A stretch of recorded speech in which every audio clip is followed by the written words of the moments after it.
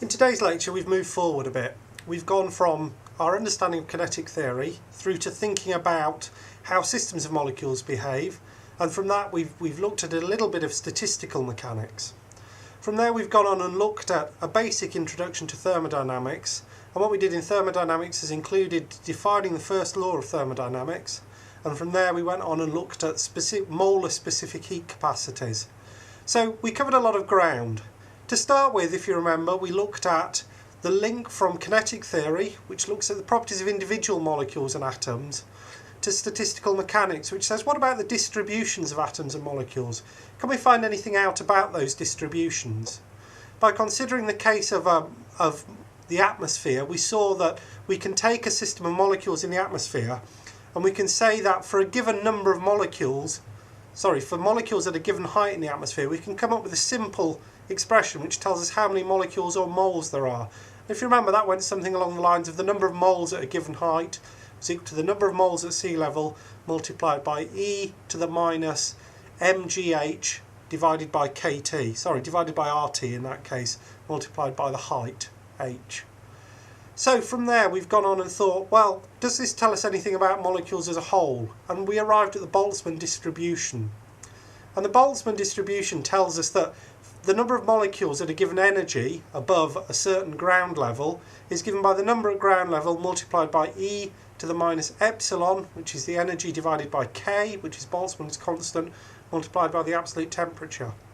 Now this is important because it shows us that kT gives us some kind of energy ruler, and we'll find throughout physics, and particularly throughout understanding gases and so on, this energy ruler of kT will keep popping up.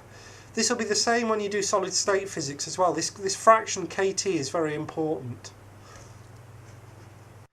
From there we've gone on and looked and shown that the great result of 19th century physics, which was the Maxwell-Boltzmann distribution. Now the Maxwell-Boltzmann distribution tells us about the distribution of atomic speeds or molecular speeds. If you remember, the shape that we get doesn't actually represent the probability, but is a probability distribution function. And to work out the particular probability of molecules in a range dV having a centre speed of v, we need to integrate the function. What we find with these probability distribution functions is if we integrate the entire function, we'll come out with the answer 1 or 100%, which is exactly as we expect, because all of the molecules must have some kind of speed. So from there we went on and looked at an introduction into thermodynamics. Thermodynamics, if you remember, was where we said what happens about when heat and energy begins to interact with systems of gases. What can it tell us?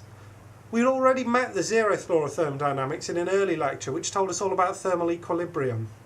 We've gone on today and looked at the first law of thermodynamics, which tells us much more about how heat and energy interact with our gas, and really it's just a restatement of the conservation of energy.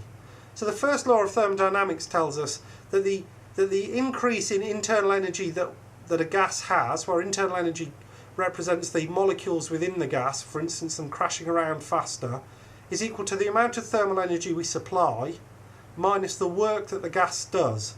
So as the gas expands against a constant pressure, we find that we can come up with an expression for the work which is equal to PdV. So what's this tell us? Well, as I said, it's the conservation of energy. And more than that, it tells us about different processes that we can do in the gas. And we looked at 4 different processes. One was a so-called adiabatic process, where we don't put any thermal energy in. And in that case, the increase in internal energy of the gas is given by minus the work does. So if we press down on our container of gas, then we're doing work on the gas. So that's equal to minus W. Constant volume transitions mean that W equals 0, so the gas does no work. So Q equals delta E int, so that's how our internal energy increases. We looked at closed cycle, where we don't increase delta E int. All that happens is Q equals W. And then finally we looked at a free expansion where Q equals W equals 0, where predictably delta E int also equals 0. Some of what this is saying is particularly subtle, and I would encourage you to go and read the textbook in chapter 18 on these particular areas to try and get a bit more of an understanding of them. So we then got on and look at what happens when we supplied energy to a monatomic gas. We showed that the internal energy of a gas can come from 3 over 2 kT, which when we generalise that to a number of moles equals 3 over 2 n, the number of moles, multiplied by R, the ideal gas constant, multiplied by T, the absolute temperature. From here we were able to show that the specific heat, the molar specific heat at constant volume, equals 3 over 2R. Now this is only for a monatomic gas. Okay, and where does that come from? Well, what we need to do here is think about the equipartition of energy. We've met this before in lecture 2 or lecture 3. The equipartition of energy tells us that the molecule can have a half kT of energy per degree of freedom. So if I have a monatomic gas which has got one molecule in, this can move in the x direction, can move in the y direction, or it can move in the z direction. So each of those degrees of freedom has a half kT. So the total energy is 3 over 2 kT. So that makes the molar specific heat at constant volume 3 over 2R. The next case we considered was a diatomic molecule. Okay, and here we have a top quality diatomic molecule made out of a coffee stirrer and 2 lumps of blue tack. So again in this case we have 3 translational degrees of freedom. So x, y and z.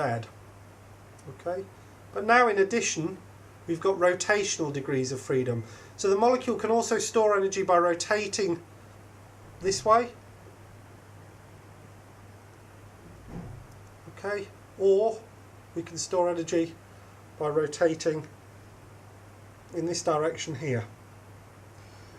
Okay, so now what you find is we've got an additional 2 rotational degrees of freedom, so that means that CV goes up to 5 over 2R.